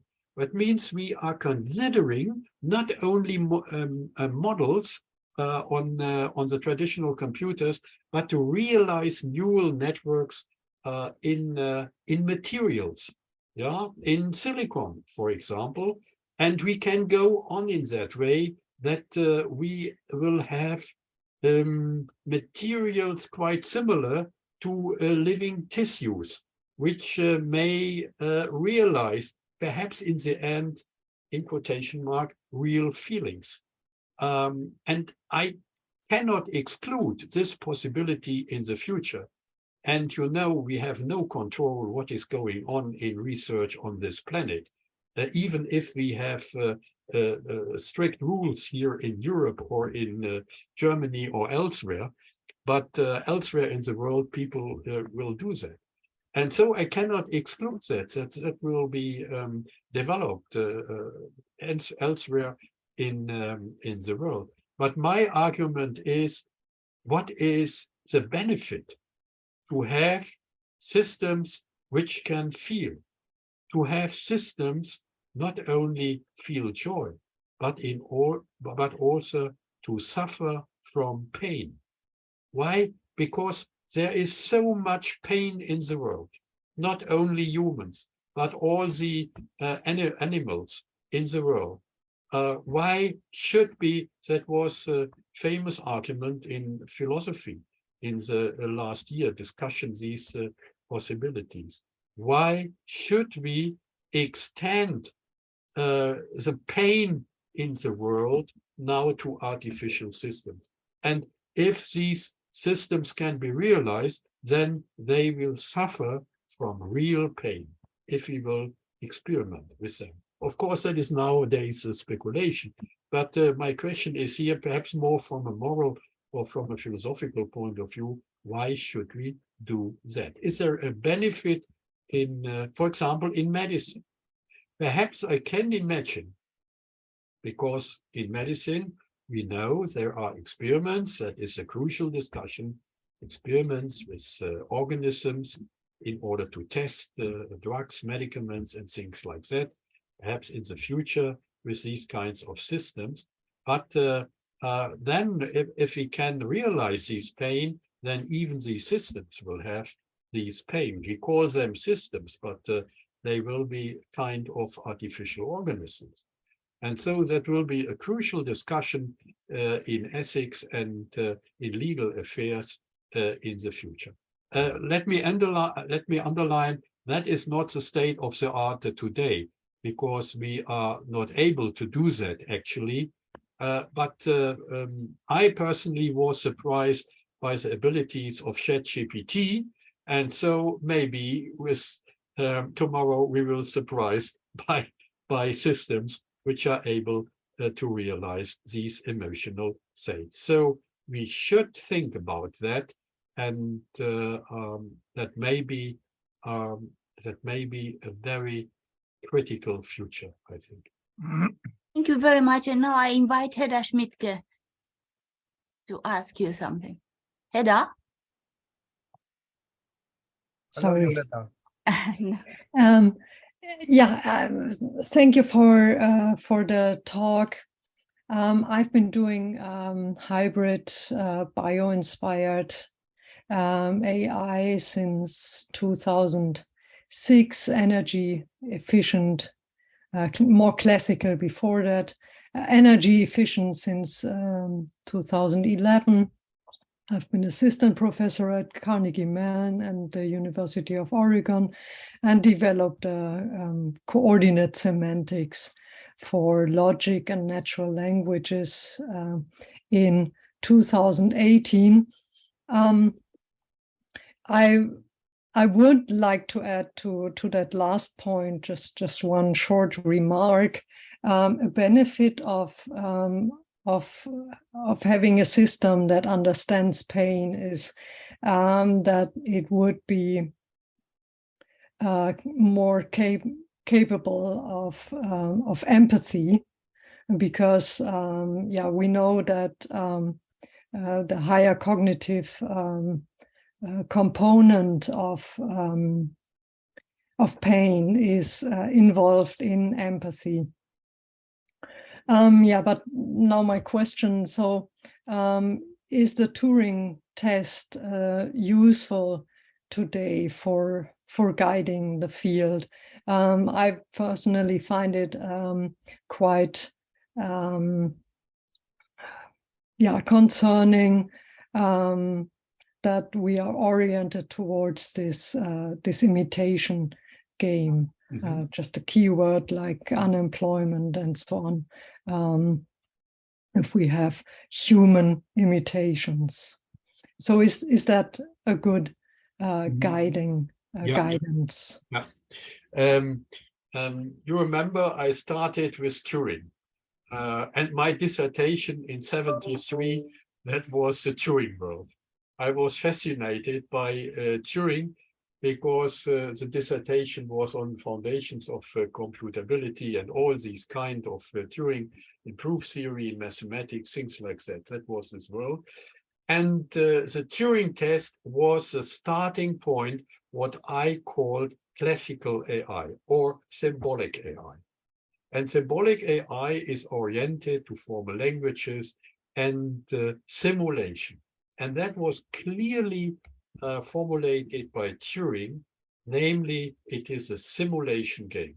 And until today, in praxis, even our neural networks in deep learning theory are simulations still, because they are realized on and simulated on von Neumann machines, von Neumann architectures, and in the end, these von Neumann architectures are more or less Turing machines. So I mentioned, and I heard with great interest that you are also studying this field. I'm now deeply impressed by the approaches to no longer to simulate the neural networks, but to realize them technically. And that is not done by living tissues nowadays in the sense of the human brain, but at least the architecture of the brain is realized, for example, in silicon or in other nanotechnology. And that is very amazing, especially to the point you also mentioned, and that is the energy efficiency. So what is called the von Neumann bottleneck, by the way, and that underlines the ingenious John von Neumann.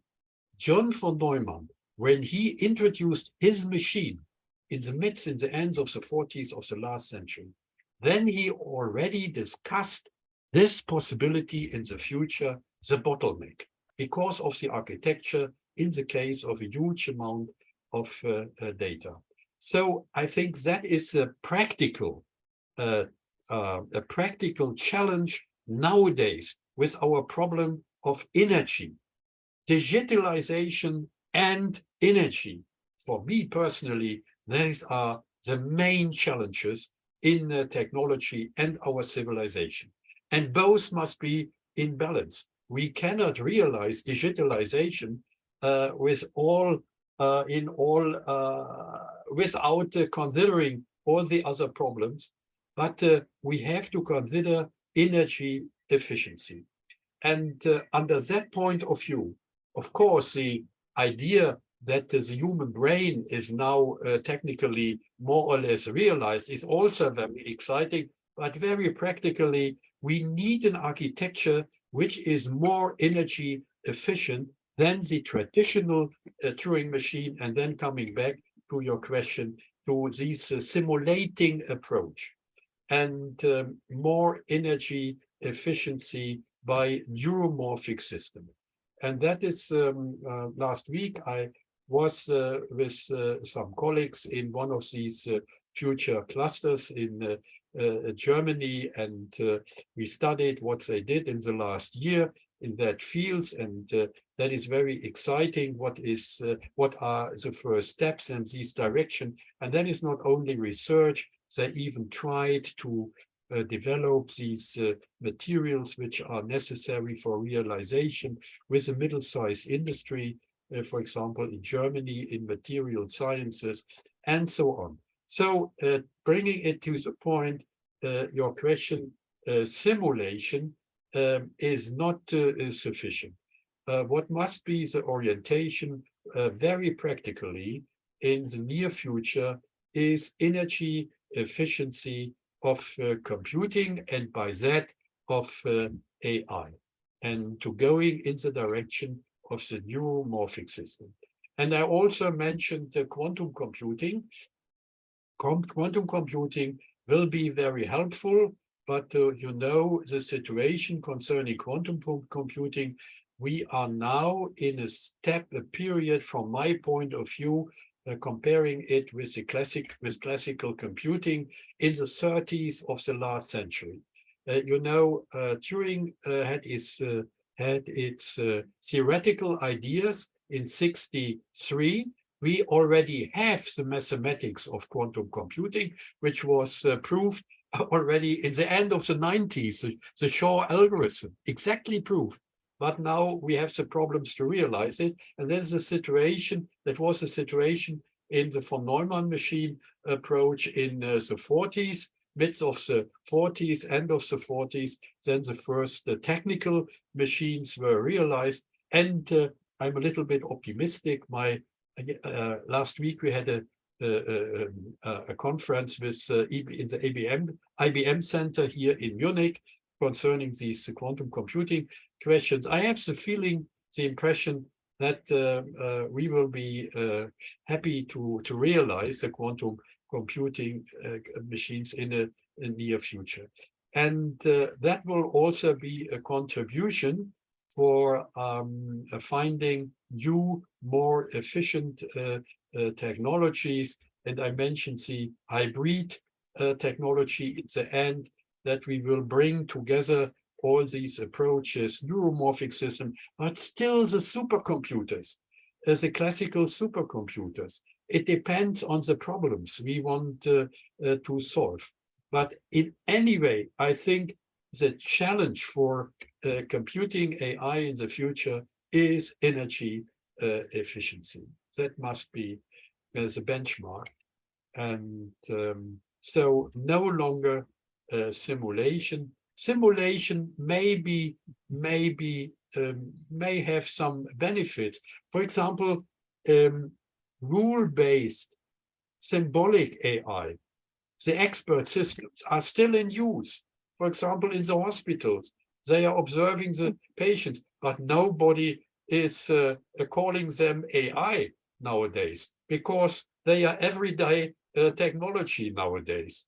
In the 50s and in the 60s, they were exciting, but they are still in use. For example, Daimler-Benz is using expert systems in logistics.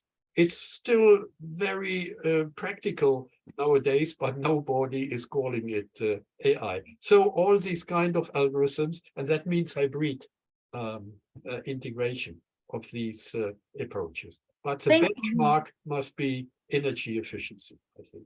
Wonderful. Thank you so much. So before Heda would like to ask you something again, I would like to invite Ioannis. Ioannis Yes. Hello. Hello. Hello. Thank you. Thank you. Hello, everybody. Johannes, we emailed already today. Yes. Yes, we had several emails. Thank you, Klaus. Congratulations. Great lecture always. When you speak, you give a challenge and trigger to discussion. And that is the essence of a lecture, I suppose.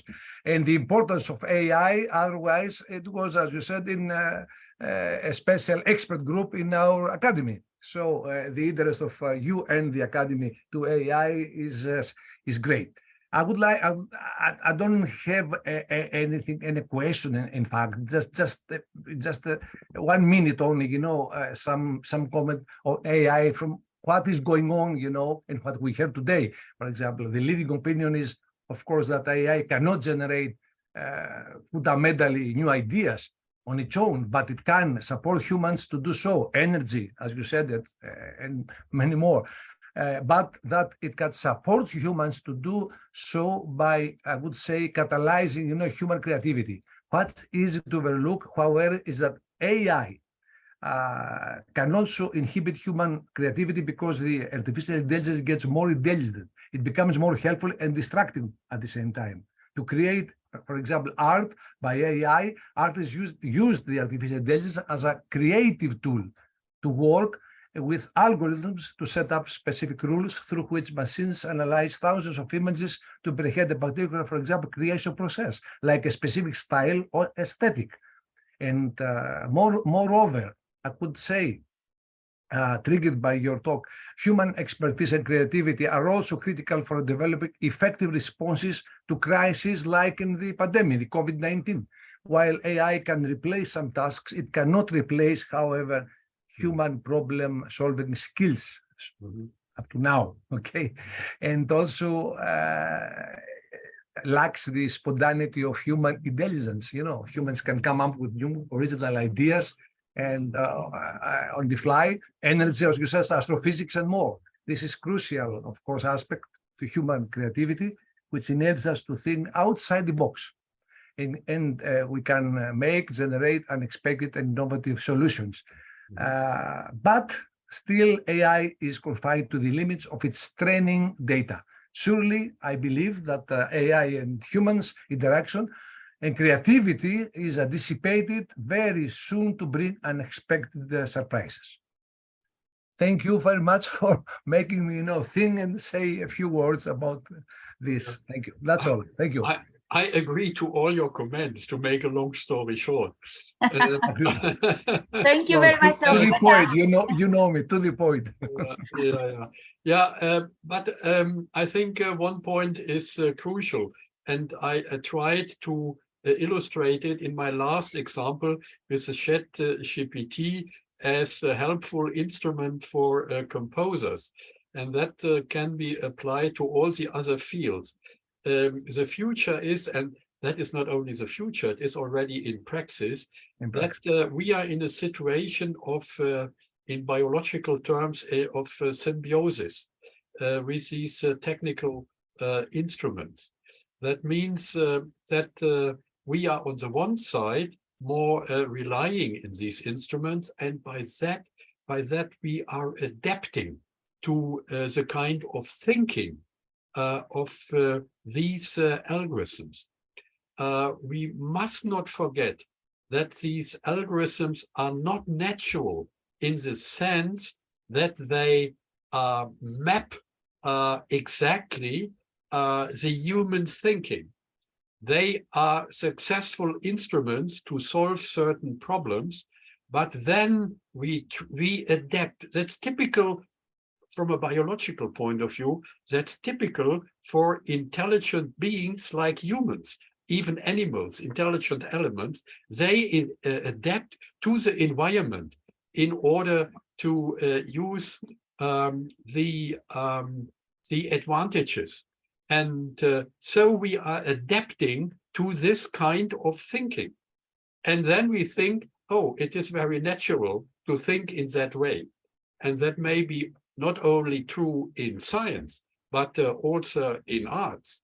So maybe that the composers of the future are very influenced by the technology of their everyday life. We know that from writers in the past, that writers who are using the typewriter may be writing in a different way than people who later on use the PC with all these possibilities to mix text. And now they have the chatbot. And so new kind of products came up. And that is true in all fields. So coming to the point again, it is a kind of symbiosis.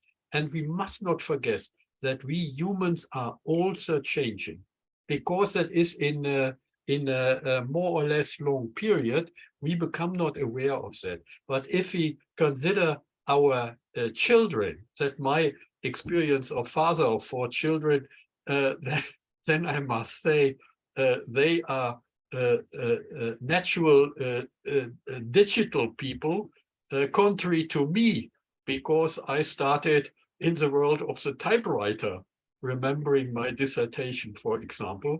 And so I have the theoretical view, but it is not natural for me, quite different to the young generation. So there is a symbiosis, and that will going on. But I think it is important to be aware of that, and also to be aware of the dangers of these kind of human change, of human thinking, and perhaps of human feeling. I'm not convinced that there are prototypes of human feelings, as in the assumption of the models, which I mentioned before. Actually, if you, and people, cultural scientists know that prototypes of feelings, for example, love, what means love, is changing during culture. That is a well-known stuff in cultural studies. And so it is not new, but we must be aware that nowadays this change is mainly influenced by our technologies, by the media, and so on. And the point is, in the end, for education, and that was the topic I emailed with Johannes Leritzis today, because we have a program for the future for education in cultural fields and in the technical fields to combine it. We must be aware that even our emotional world will change by technology. Thank you so much. And the last word, a last question or remark from Heda Schmidtke, and then Dušan Šuput. I would like to ask you also to say hello and to say goodbye. So please, Heda.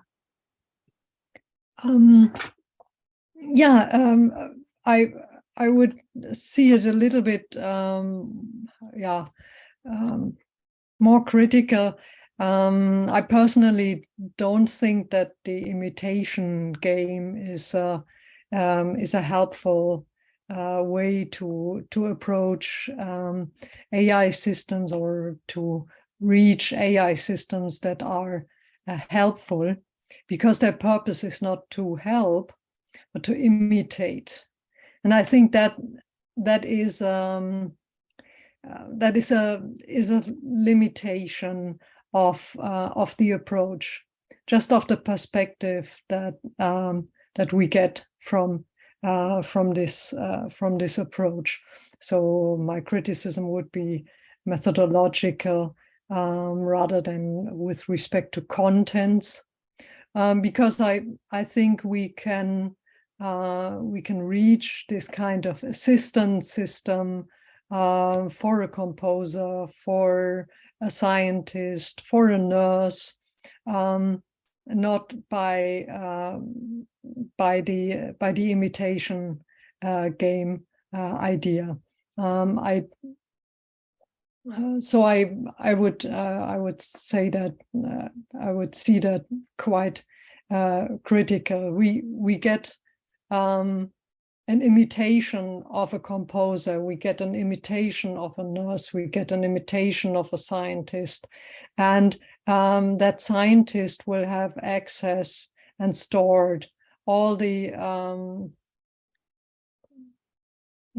publications of how many years, and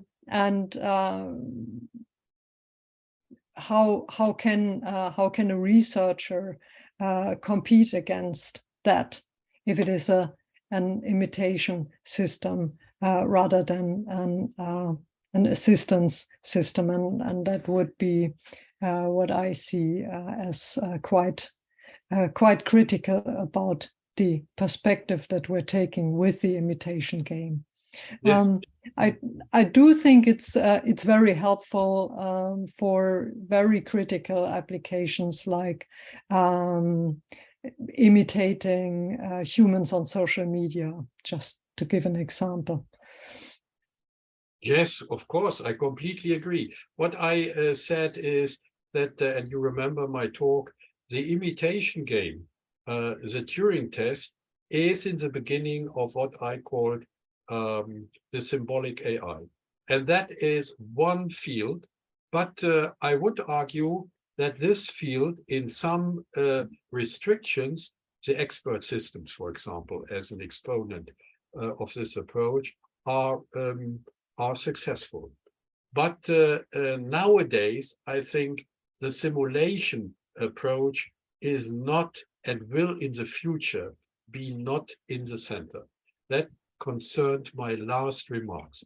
I personally have the idea that in the future we will consider computational architectures which are no longer simulations, but on the von Neumann computers, but they will be more, and that is my point with energy efficiency, more energetically efficient technologies in order to solve problems.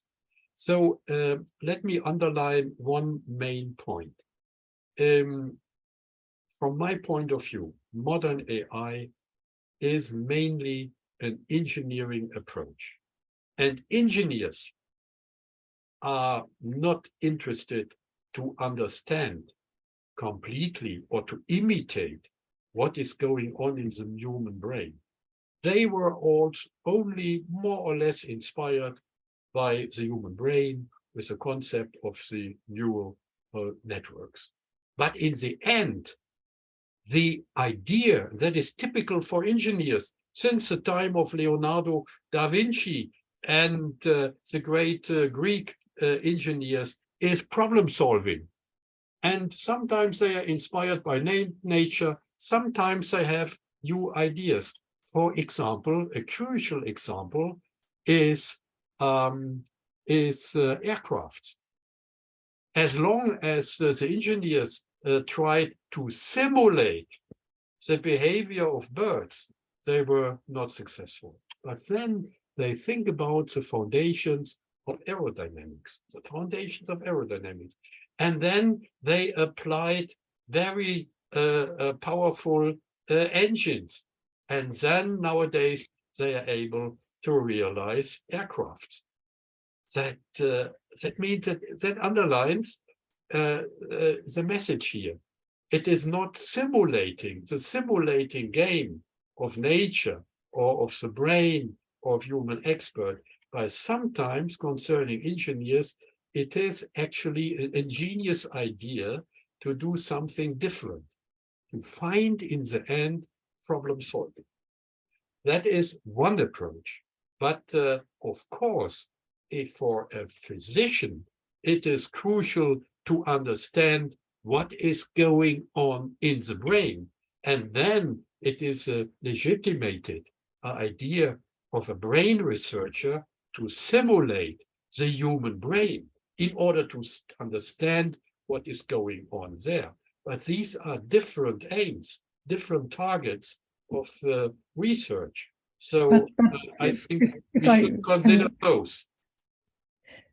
The simulation is or simulation of the brain is one aspect, but that's not the or what one could focus, but that is not the topic of the imitation game. Imitation games goal is to fool a human being into believing that they are talking to a human being. So simulation, or that you actually that we actually replicate the machine, is not the purpose or not the goal of the simulation game. So we develop a machine that can fool people into believing they are talking to a machine or to a competent instructor, to a competent conversation partner, given how much knowledge there is behind those systems. So what are we creating there?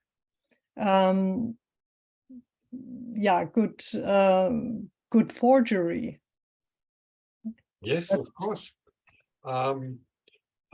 So it is as always in research, it depends on our targets. What do we want to know? What do we want to understand? And the simulation game was one idea, and I'm not restricted to the simulation game.